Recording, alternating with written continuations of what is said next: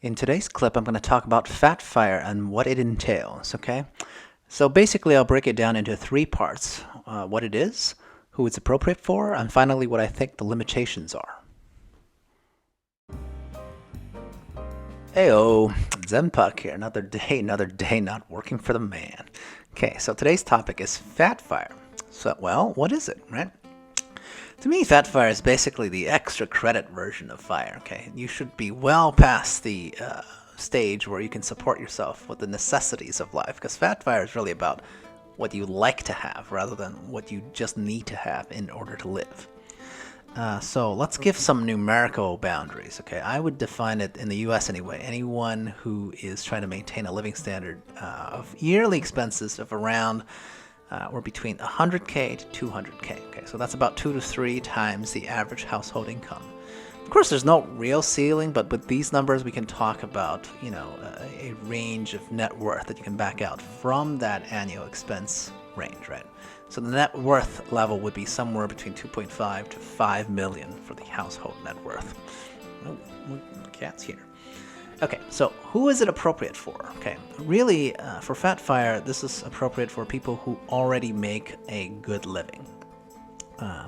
Because usually that's how lifestyle gets adjusted upwards to begin with, okay? Let's say if your income was always low, say around 50K a year, then your immediate goal is very, very less likely to be, oh, but I want, 100K when I'm not working, even though I only make 50K when I am working, okay? That's just not logical. Right. Another group of people that is particularly prone to wanting fat fire are just people in later stages of life, okay? Usually people with small kids or ailing parents rather than single people who are just starting out, okay? Because the older people are more likely to want assurances and a larger margin of error, right?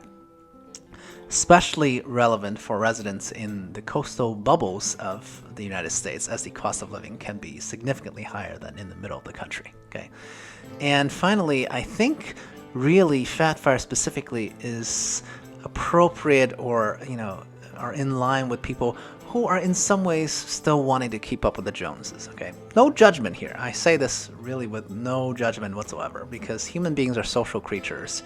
And the desire to compare and not look like an odd man out is very, very real and very, very common. Okay, so what do I think the limitations are of fat fire?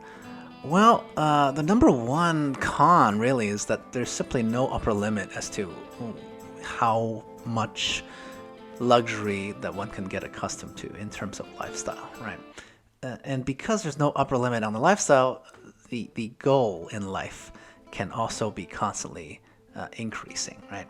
So if you're chasing that bougie dream, well, lifestyle can always be more luxurious, right? And I'd argue this is almost diametrically opposed to the general frugal mentality that drives the fire movement to begin with, okay? Now, practically speaking, if you want to hit 2.5 to 5 mil, the other con is that this just takes longer, okay? Possibly like a decade or two longer. I think about what a realistic goal for a regular retirement nest egg is. People are usually aiming for like a mil or a mil and a half, maybe two. But here with fat fire, you're trying to retire early, and your goal is 2 to 3 times as much, because you want to hit 2 to 3 times the average living expenses, right? So I mean, look, there's no real definition of what early retirement is all about, right? Like you'd be early at 55 or 45, anything, before real retirement age is considered early, right? So, but remember, if you're trying to aim for early retirement and you're talking about 55, that's totally different than, like the role models of the movement, like Mr. Money Mustache, who left at 30, right? That's a huge, huge difference in years. Now, again, I'm not really knocking on fat fire because I think it's extra credit, right? So to hit fat fire, you already hit regular fire. So it's just you wanted to give yourself an added difficulty, and that's not a bad thing, okay? Ultimately, how fat your fire will be is inversely proportional to how early you want to leave the workforce, okay? So That balance is incredibly personal. Only you can answer this question, right? How badly do you want to leave the so-called rat race versus how much modern trinkets can you live without, right? If you say, hey, I always want a Tesla or something, even in my retirement, newest Tesla, well, then it's just going to take longer. That's all. Thanks, guys. Check out more videos in the corners.